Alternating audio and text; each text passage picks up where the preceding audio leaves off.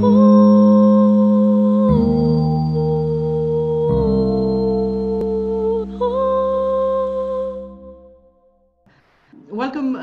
Virendraji.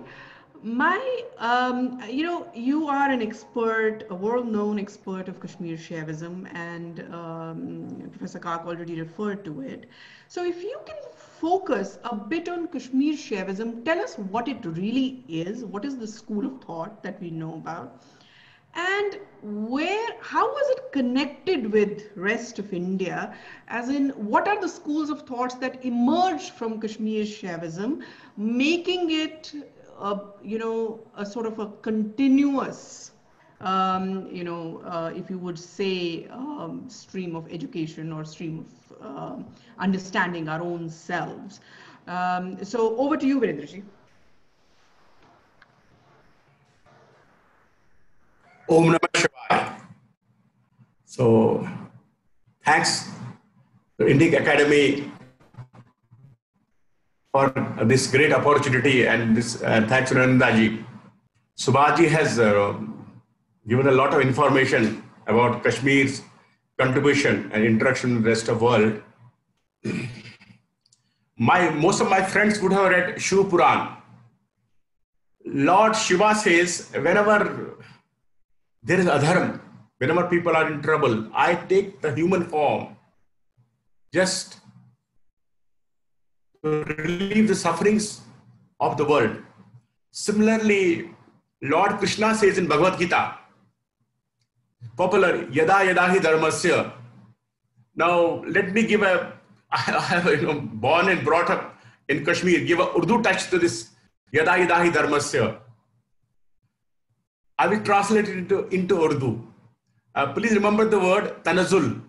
Tanazul means decline. They say, tanazul par jis waqt aata hai dharam. Tanazul par jis waqt aata hai dharam. Adharm aake karta hai baadhar garam. अरे ये अंधेरा जब देख पाता हूं मैं तो इंसान की सूरत में आता हूं मैं. This Lord Krishna says in Bhagavad Gita.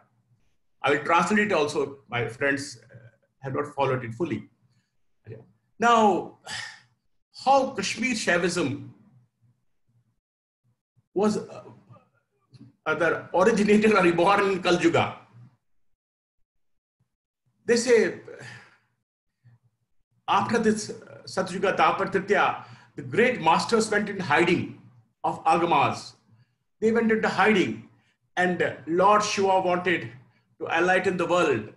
And our Guru, Sage Durvasa Rishi, he initiated Sage Durvasa Rishi in Kailash mountain. Lord Shiva assumed the form of Shrikantanatha and initiated Sage Durvasa Rishi in Shaiva Agamas, and then Shrikantanatha disappeared. Now, Sage Durvasa Rishi wanted to impart the knowledge that he was ordained to enlighten the world, impart this to deserving people. He could find no worthy disciple. So he was worried. He could not find a worthy disciple to impart the knowledge. So he created Manasputra, mind-born son, Trambakanath, and imparted him with the knowledge of Shaiva Agamas, which was not done through writing. It was done at the Pashanti level, mental to mental level. He will just initiate him. And he also created Ardha Trambaka, a female mind-born daughter. Please remember, in Agamas, we give more importance to the female learning. I mean, they are no less than men in any case. So they say 15 disciples were created through this mind-born son. And the 15th one, he was not that capable. So he was advised to marry. So he had a son. Then from father to son, this knowledge was spread. And then Sangam Ditya was one of the disciples. He came to Kashmir and settled in Kashmir. So this is the background from Sage Durvasa. Then what happened in 8th century? 8th century, there was a great Shaiva saint, Vasugupta.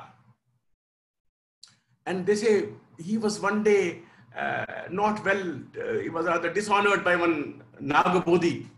He was a Buddhist saint in 8th century. He felt jealous of Vasugupta because people while praising Vasugupta. And he said, why they are, what is it he's up to? And he was rather not, he was rather insulted. They say Vasugupta went back to home, slept, disappointed. He said, oh Lord Shiva, they did not allow me to talk. And night came Lord Shiva in his dream. They said, go to Mahadev mountain, find Shiv Sutras and enlighten the world. In morning, with his disciples, he goes to Mahadev mountain. It's actually just near Srinagar, called Dachigam Forest Reserve. That's the Mahadev mountain. This on a stream, there was a big boulder. It is, they call it Shankar Pal.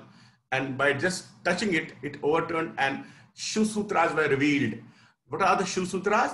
Those are the 3 levels of self-realization, which I want to elaborate. This is the beginning of 8th century revival of Kashmir Shaivism. Then his disciples were, one of the very important lineage was Utpal Deva, who created the proper Pratibhigya Darshan, the doctrine of recognition was done by Utpal Deva. Then very illustrious scholar was Acharya Abhinavgupta. Subhaji also mentioned is about not only Shaivism, Tantra, aesthetics, Natya Shastra. This was almost incarnation of Lord Shiva. He compiled all the Tantras and wrote Tantra Loka. Then he wrote wonderful commentaries on the most subtle texts like Paratrimishka, Malani Tantra, and Shiv Sutra Vimarshini. Lot of things he did, Acharya Abhinavgupta, but there was a modern interpretation of Shaiva literature. Then there were other scholars, and let me mention Swami Lakshmanji Maharaj. Swami Lakshmanji was the last great master of Kashmir Shaivism, and he conveyed the lineage. He conveyed the lineage, and scholars all over the world learned at his feet. That is the history of Swami Lakshmanji. And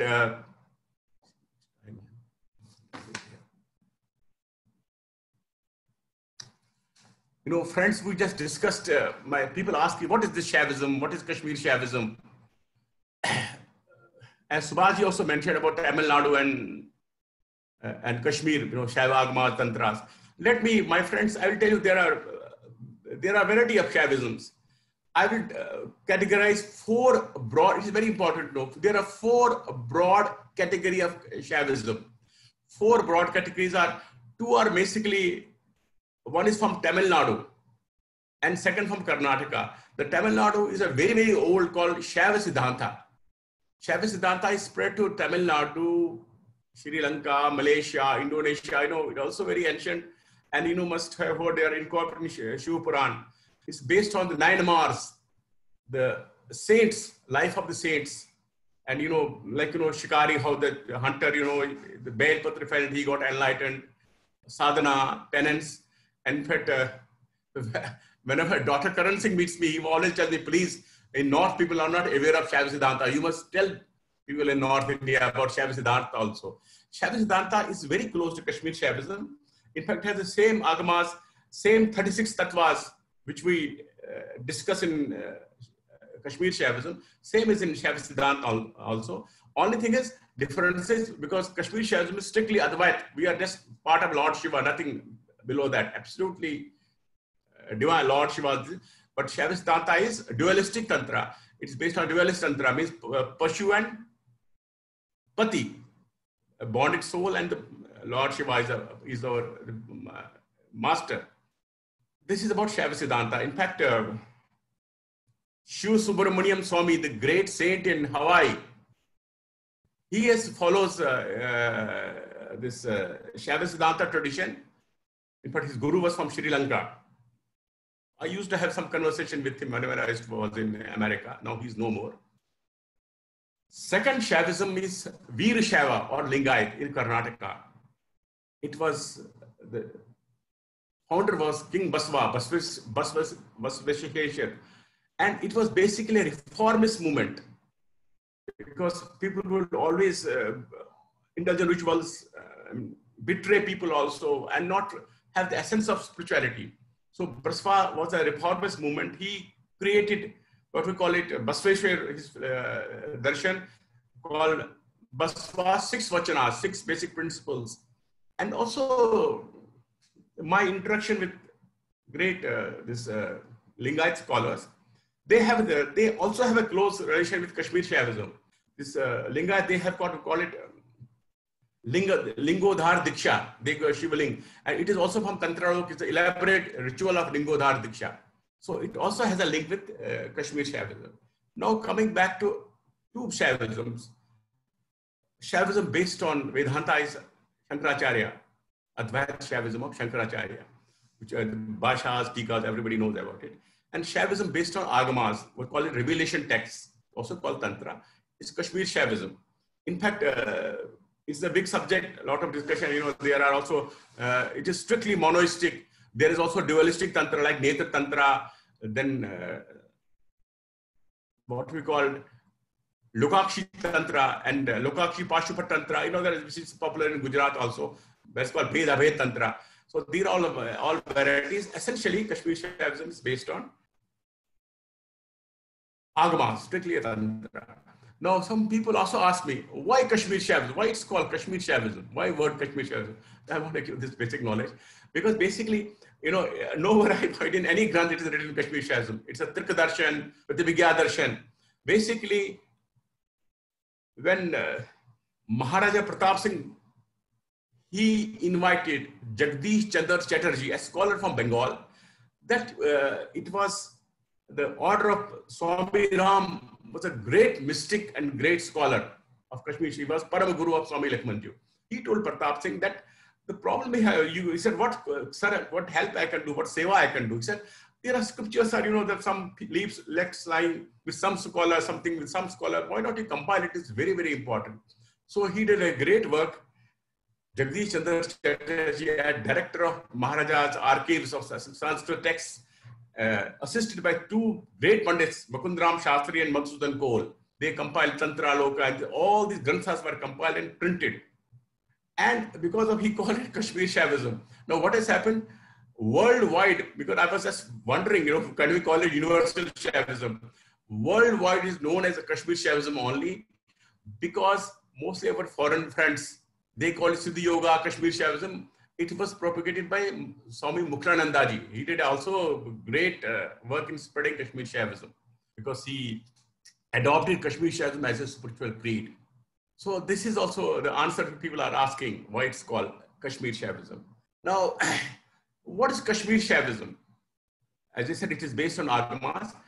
Kashmir Shaivism is a universal spiritual philosophy which focuses on supreme unity of the self with the God.